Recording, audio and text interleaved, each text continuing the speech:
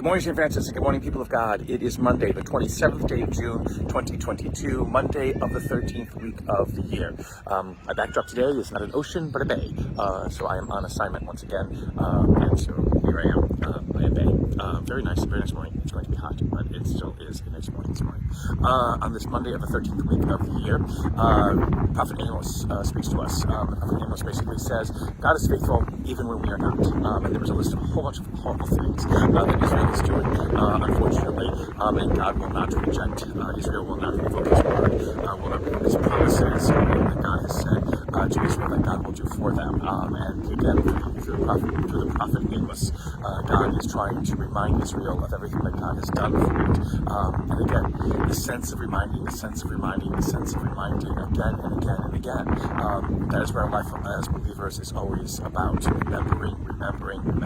It is not about punishments and destruction. It is not about contrition or any kind of penance that we're called to do, because God is the one who is faithful, and because God wants us to be faithful. God is not going to use terrible, awful things to make us faithful. Now, again, earlier in the Old Testament, God seems to do that, but as Israel matures in its understanding of God, the sense in which God tries to bring Israel back to remembering who and what it is, God still does the same with us always. Remember who and what you are, and stop being those things that make you less than who and what you are, because that's no good. It just doesn't work, and why would you bother doing that? That's the whole point that Amos is getting at.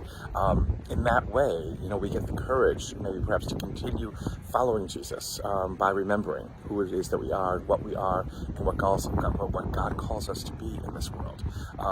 The Gospel from Matthew today is basically just a reiteration, a repeating of Sunday's Gospel about what it means to follow Jesus and to leave everything and not let anything stand in the way, even familial commitments, and bury the dead. Again, Jesus goes to these kinds of extremes because people, I guess, want what's best from following Jesus, but they sometimes don't realize the risk and the dare and the challenge that comes from following Jesus, which is why he speaks with such absurdities, it might seem, or such ridiculous and insensitive responses. But it's the idea of giving our whole self to God, always and everywhere, at all times, and never forgetting that, but remembering it. Again, we are asked to remember Christ every time we celebrate Eucharist. To do bread and do wine, body and blood. It's always to remember what I did. It's to remember Him. It's to remember what it is that He asked us to be in this world. And again, that greatest commandment, to love one another, to be vehicles of love, instruments of love, signs and witnesses of love in this world, is an act of us remembering who it is that we are called to be and what we must do in this world.